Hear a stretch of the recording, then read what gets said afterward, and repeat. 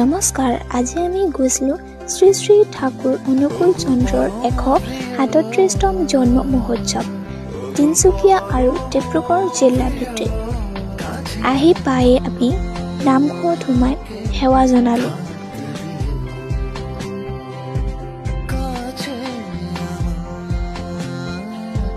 তাৰ পৰা ওলাই আহিয়ে আমি মেলালৈ আহিলোঁ।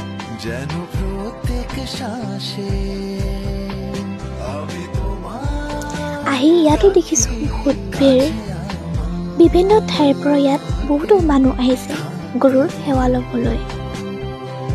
আমিও গুৰুৰ সেৱালৈ আহিলোঁ প্ৰসাদ গ্ৰহণ কৰিবলৈ। প্ৰসাদ গ্ৰহণ কৰি আমিও ওলালোঁ ঘৰলৈ। আজিলৈ আহিছোঁ। বাই, জয় গুৰু।